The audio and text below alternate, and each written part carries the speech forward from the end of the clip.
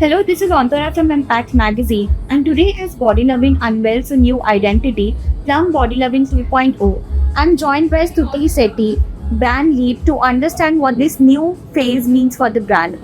Welcome. Thank you for speaking to Impact Magazine. Thank you so much. Thanks for having us. So, to begin in, please tell us what does Body Loving 2.0 fundamentally changes for the brand?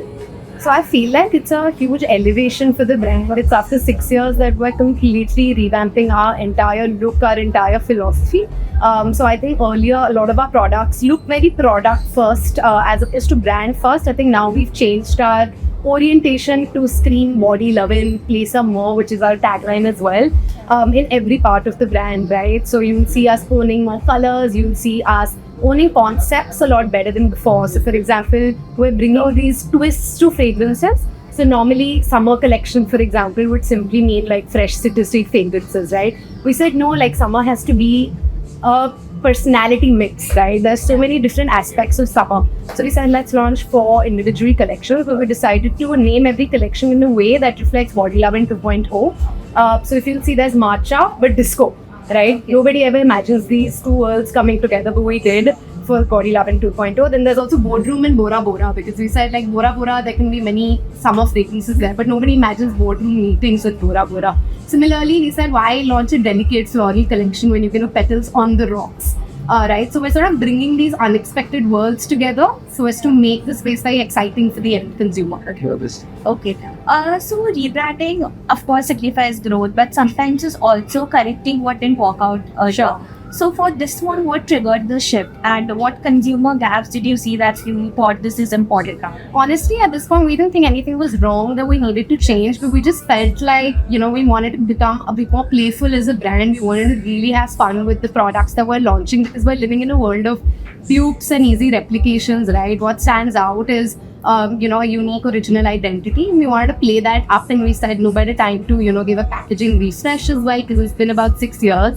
And we wanted to launch a whole new summer collection, right? I think over the last few years, we've really sort of established leadership in the winter portfolio in body care, whether it's with lotions and butters and oils and whatnot. But we felt like we needed to come strong with the same momentum and aggression in summer portfolio. And instead of just launching 16 new products in the old branding, we said, what if we did like a full refresh and made it ready to last for the next couple of decades as well. We just felt like it needed to become a bit more contemporary. Maybe that's all.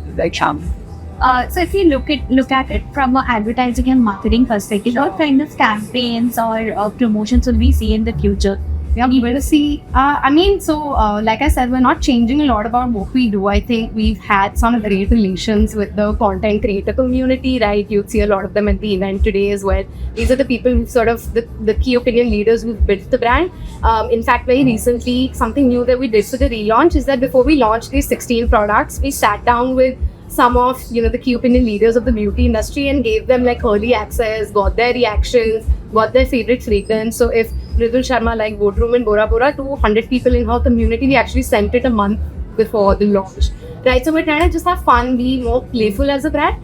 So you're going to see us do a lot with respect to content creation. If you see our handle, we really sort of change things up. We're now communicating in a way that we're building a very strong community. And thankfully, these collections allow us to do that, because the minute you're launching a popcorn and Pilates lip balm and not just a popcorn lip balm, it just suddenly creates intrigue, right? We're going to tap into the influence system in a really big way, make sure we go broad. We no longer, wish to be, limited. So we're going to really go broad and tap into the masses of the country as well. Because what we offer is, international standard at very accessible price points. So that's the reason we need to go broad. Yeah. Any different campaign direction you would like to start? I can't reveal too much because stuff that hasn't happened yet, but you'll see some stuff in the news. Like, for example, recently we also did a collab with PBR for the drama, right, which is Zenda and Robert Pattinson's latest movie. So we were there, Bath and Body sponsors, and we did a re-release of the brand alongside the most dramatic theatrical release. Because we just felt like, again, the synergies are fab. This is not something we've done before, but we're now exploring these new interesting ways to tap into pop culture when it's reality. So you of course spoke about digital campaigns and creator economy, but you also look at areas of that. In the future, possibly yes, but we feel like the digital ecosystem itself has so much that we need to tap into first before we take the TV route. So you're going to see us across OTT platforms, and you're going to see us across social media platforms in a really big way. We've made some really fun films for each of these collections, so you will see us play our summer flavors there. So out there. Also, as you spoke about influencer marketing, so right now influencer marketing is of course growing, but then celebrity endorsements are also growing. Whereas there was a point that people said celebrity endorsements will go down, but it's still going. Sure. So what do you think about it? Which one for your brand do you think will bring more benefits? I feel like right now, I do see the benefit of having celebrity endorsers for your brand, but at this point, we feel like the brand itself has so much to say. We have so many products to talk about. We don't want to necessarily put a face to the brand and distract the consumer for what else we have to say and what we have to talk about with respect to the products. And also, this time we've actually put in a lot of effort to make sure the product talks for itself. So, for example, if you see these lip balms, they come with charms attached, right? Normally, brands, do tend to have charms, but it never ends up reaching the final consumer. So we said if we're giving it, it's going to talk for itself. And within like a week of us launching, it's already gone viral on the internet. And after, I was shocked to see like 10,000 shares and whatnot. So we feel like when you have products that are so different and so unique in the Indian market, you don't necessarily need a face talking about it all the time, that they do the talking themselves. Okay, true. So you would say influencer marketing will be the way. Influencer marketing, a lot of stuff on media, right? We're going to be sort of really publicizing what the brand stands for, Placer More as our refreshed philosophy, it's our refreshed tagline. We're going to have to make sure we end up reaching enough people to communicate that. So media is also going to be a big part of it, but yeah, influencer marketing is one of our top spends every quarter. Yeah. Again, body care and skin care is becoming a very cluttered space with LC brands, diversity brands coming up. What will be Body Loving 2.0's way to differentiate?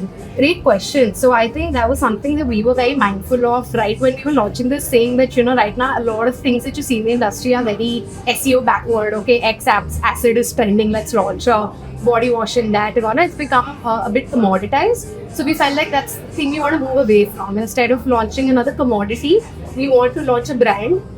So if I look at any product individually, whether it's a matcha but Disco Body Mist, it's not a commodity anymore because you've brought together things that the market currently does not have, right? It's giving two polarizing worlds, unexpected worlds coming together as opposed to just a regular body mist, right? It's transporting you to a very different indulgent sensorial experience. And at the same time, I think the market is also sort of broken into two parts. One which is very like ingredient first and the other that's very fragrance first. I think what we're also doing is bridging that gap. And we're launching products that not only smell great and, sort of give you this very unique sensorial experience, they also perform. So it's a great blend of play and performance. But you will see we've put like very, very thoughtfully, sort of curated ingredients for everything. Like a matcha but Disco has like coconut milk and magnesium. And like a Boardroom Bura Bura has like cactus water inside. So things that genuinely help your skin, improve, hydrate, brighten up without sort of falling into the FOMO of all the trends that are out there. So we've always been known for our great products and how great the formulation is, but I think we were never very upfront about it. And now you'll see that shift coming in where on our products also we're sort of owning what we put in. Put a lot of effort to decide these ingredients. So all our front of pack, if you notice, right, we're making it easier for the consumer to decide for exactly what's going on. So how much time did it take in order to get it for the research and develop? Oh my god, I think this started like a year and 3 months ago for us to crack the new identity. I think the fragrances we locked about 9-10 months back, but it took us a while to really crack because even a Boardroom and Bora Bora is very different from a vanilla caramel, right? In the past, we were very upfront about the collection, like it was very gourmand first, it was very smelled like a cupcake and whatnot, but this time we really pushed the envelope with the creativity that these names and words required. So because we wanted to have a very distinct visual identity, I think it took us a bit of time, but I'm glad we put in that time because now what we have is, really like an evolved version of the brand. So yeah. And coming to the final section of interview, firstly, I would like to know that why B2C and digital is something we should always focus on. Is there any plan of retail expansion in the future? So we do have a pretty significant chunk of our business coming in from the offline world, largely general trade outlets, and we also Plum also has its own stores, about 15 stores where Body Love and products are also placed.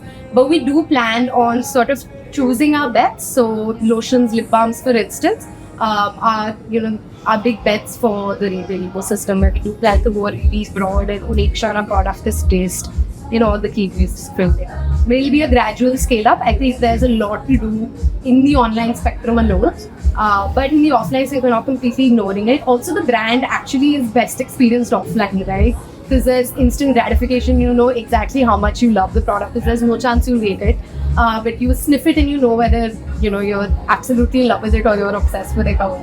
So it's meant for a very beautiful offline experience, and I'm sure with time we'll get there. But we've already started seeding our way into the offline. So Yeah, somebody like I believe with sensory, it's always that physical format. correct. Yeah, it's almost instant. Even with lip balms, for instance, now tints and whatnot, it's so easy for the consumer to see it in the offline setting.